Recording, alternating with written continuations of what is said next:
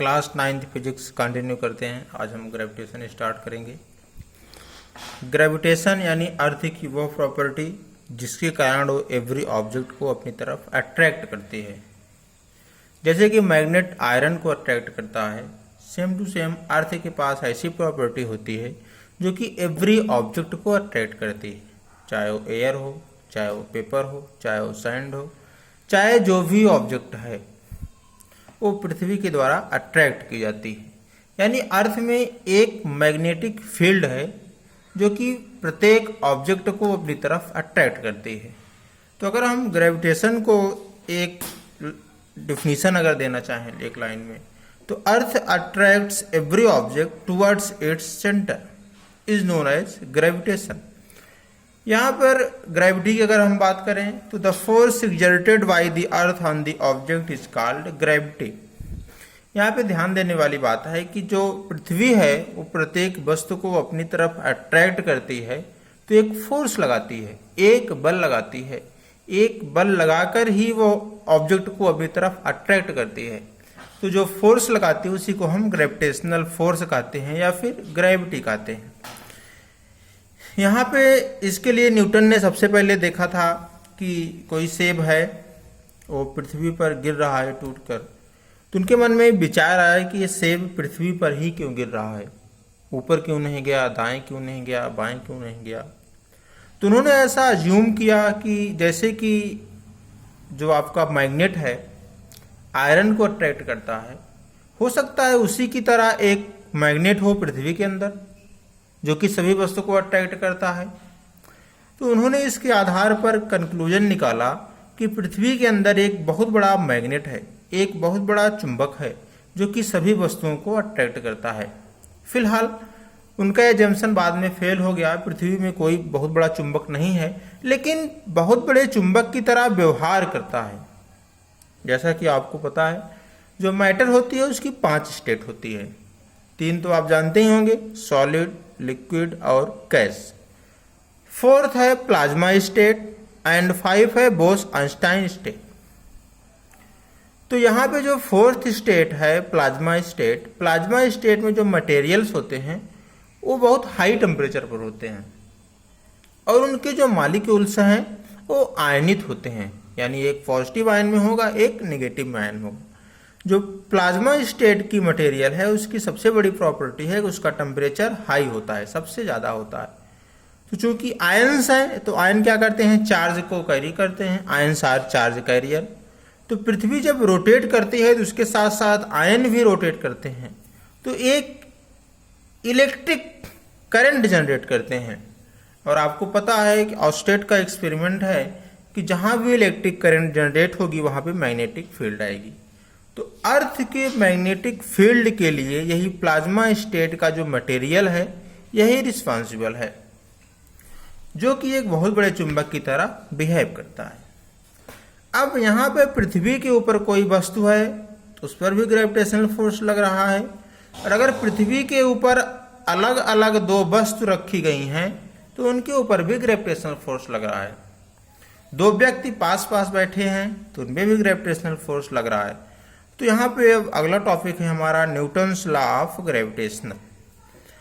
According to Newton's law of gravitational the force of attraction between 2 bodies is directly proportional to the product of their masses and centre of मास।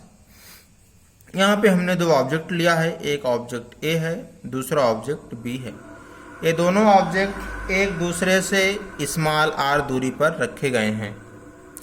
तो इनमें जो gravitational force होगा इन दोनों के मास के product के directly proportional होगा, यानी F is directly proportional to m1 m2, आपका इक्वेशन 1 हो गया। और दूसरा जो आपका रिलेशन बनेगा F is inversely proportional to 1/r², equation 2 बनेगा। यानी जो स्मॉल r है distance between them inversely proportional to square of distance between them. यहाँ पे m1 और m2 के साइज कम ज़्यादा भी हो सकते हैं, हो सकता है एक स्मॉल साइज हो एक लार्ज साइज हो, तो दोनों का प्रोडक्ट है, रिजल्टेंट आपका लार्ज ही मिलेगा। यहाँ पे जो फोर्स की डायरेक्शन है जो आपका ऑब्जेक्ट ए है उसके फोर्स की डायरेक्शन बी की तरफ, और जो ऑब्जेक्ट बी है उसकी फोर्स की डायरेक्शन एफ की तरफ। क्योंकि जो आपका ग्रेविटेशनल फोर्स है ये अट्रैक्टिव फोर्स होता है। इसी के रिवर्स में अगर हम देखें इलेक्ट्रिकल फोर्स तो चार्ज पर डिपेंड करता है। अगर चार्ज अपोजिट हैं तो वो अट्रैक्शन की प्रॉपर्टी दिखाते हैं, और अगर सेम चार्ज हैं तो रिपल्सन की प्रॉपर्टी दिखाते हैं। यानी पॉजिटिव पॉजिटिव दो चार्ज आ गए तो वहाँ पे रिपल्सन की प्रॉपर्टी आएगी, नेगेटिव नेगेटिव दो चार्ज आ गए तो वहाँ पे रिपल्सन की प्रॉपर्टी आएगी। पॉजिटिव नेगेटिव या नेगेटिव पॉजिटिव अट्रैक्शन की प्रॉपर्टी दिखाते हैं। अब हम क्या करेंगे, इन दोनों इक्वेशन को कंबाइन करेंगे। जब आप इन दोनों इक्वेशन को कंबाइन करेंगे तो आपको मिलेगा F is proportional to m1 m2 by r square. यहाँ पे देखेंगे एक प्रोपोर्शनलिटी साइन लगा है। प्रोपोर्शनलिटी साइन को हटाने के लिए क्या चाहिए, हमें एक कांस्टेंट चाहिए, तो वही कांस्टेंट हमारा कैपिटल G है। यानी F is equal to capital G m1 m2 by r square, यही न्यूटन्स लॉ ऑफ ग्रेविटेशन है। Where G is proportionality constant and it is called universal gravitational constant. इसको universal gravitational constant इसलिए कहते हैं कि जो G की value है 6.67 इंटू 10 की power minus 11 newton metre square by kilogram square, ये वैल्यू कभी चेंज नहीं होती है। पृथ्वी पर आप कहीं भी देखेंगे कैपिटल G का मान सेम रहता है। पृथ्वी पर किसी भी स्थान पर कैपिटल G का मान बदलता नहीं है, बट स्मॉल g का मान बदलता है। स्मॉल g का मान रोटेशन के साथ बदलता है, लेकिन कैपिटल G का मान नहीं बदलता। इसकी वैल्यू फिक्स रहती है, इसीलिए इसको हम यूनिवर्सल ग्रेविटेशनल कांस्टेंट कहते हैं। कैपिटल G को क्या कहते हैं, यूनिवर्सल ग्रेविटेशनल कांस्टेंट, और इस पूरे फार्मूले को यूनिवर्सल लॉ ऑफ ग्रेविटेशन कहते हैं। अगर हम इसकी यूनिट की बात करें, कैपिटल G की यूनिट की बात करें, इस फार्मूले को पहले कैपिटल G के रूप में आप लाएंगे। हमारे पास फार्मूला है Newton's law of gravitation, F is equal to G m1 m2 by r square. यहाँ पे आपने 1 ले लिया, क्रॉस मल्टीप्लाई कर लीजिए। G m1 m2 is equal to F into r square, G is equal to F into r square divided by m1 into m2। तो capital G की अगर आप यूनिट देखेंगे तो फोर्स की यूनिट न्यूटन, स्मॉल r क्या है, distance between them, दूरी है दोनों ऑब्जेक्ट के बीच की, उसकी यूनिट मीटर स्क्वायर। m1 का 1 किलोग्राम, m2 का 1 किलोग्राम, तो किलोग्राम की पावर 2। जैसा कि अभी हमने चर्चा किया है, इसकी वैल्यू कितना होती है यूनिवर्सल ग्रेविटेशनल कांस्टेंट की, 6.67 इंटू 10 की power minus 11 newton metre square by kilogram. यहाँ पे हमने एक न्यूमेरिकल लिया है, calculate the force of gravitation due to earth on a wall of 1 kilogram mass lying on the ground. 1 kilogram का द्रव्यमान अगर ग्राउंड पर रखा गया है तो पृथ्वी के द्वारा कितना उस पर फोर्स अप्लाई होगा, वही आपको कैलकुलेट करना है। तो चूंकि जो आपका बाल है 1 किलोग्राम का है, यूनिवर्सल ग्रेविटेशनल कांस्टेंट में m1 m2 है, m1 को आपने 1 ले लिया, m2 आपका अर्थ हो गया। जो अर्थ का द्रव्यमान है वो 6 इंटू 10 की पावर 24 किलोग्राम है, और जो रेडियस है अर्थ की 6.4 इंटू 10 की पावर 6 मीटर होती है। और जी की वैल्यू आपको पता ही है 6.7 इंटू 10 की power minus 11 newton metre square by kilogram square. इसको आप फार्मूले में लिख लीजिए, F is equal to capital G into m1 into m2। m1 की वैल्यू 1 है, m2 हमारे पास 6 इंटू 10 की पावर 24 है, डिवाइडेड बाई आर स्क्वायर, यानी रेडियस ऑफ अर्थ का स्क्वायर, 6.4 इंटू 10 की पावर 6 का पावर 2। जब इसको आप सॉल्व करेंगे तो 9.8 न्यूटन आएगा, क्योंकि फोर्स है तो इसकी यूनिट न्यूटन है।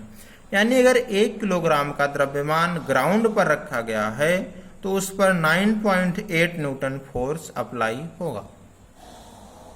अब इसके हम एप्लीकेशन की बात करते हैं। Application of Newton's law of gravitation, this law is used to determine the value of universal gravitational constant capital G।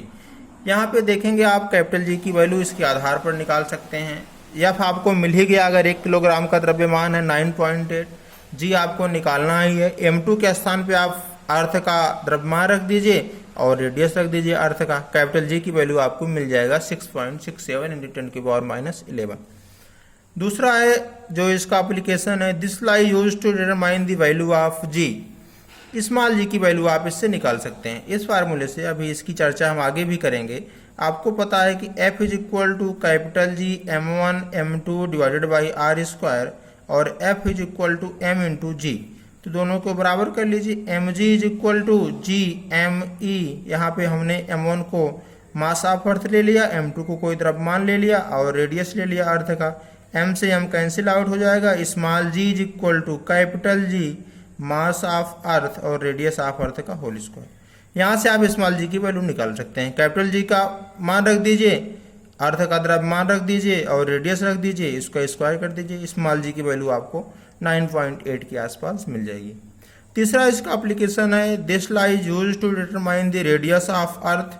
Radius आपको निकालना है तो आपको द्रव्यमान पता है, अर्थ का g पता है, स्मॉल g की वैल्यू आप रख देंगे, रेडियस मिल जाएगा। This law is used to detect the planet outside the solar system. Solar system के बाहर जो प्लैनेट हैं इसके आधार पर आप निकाल सकते हैं ये देखकर कि कहाँ पर कितना ग्रेविटेशनल फोर्स फील हो रहा है, क्योंकि जो ग्रेविटेशनल फोर्स है इसकी भी एक फील्ड होगी। ग्रेविटेशनल फोर्स की जो फील्ड होगी, अगर उस फील्ड में कोई अदर प्लैनेट है या फिर कोई ऑब्जेक्ट है तो उसके कारण जो ग्रेविटेशनल फोर्स लगेगा इसके आधार पर आप डिटेक्ट कर सकते हैं कि यहाँ पे कोई ऑब्जेक्ट है, क्योंकि वो ग्रेविटेशनल फोर्स पर इफेक्ट डालेगा। तो ये आपकी 4 एप्लीकेशन थे, फिर आगे की चर्चा अगले वीडियो में हम करेंगे।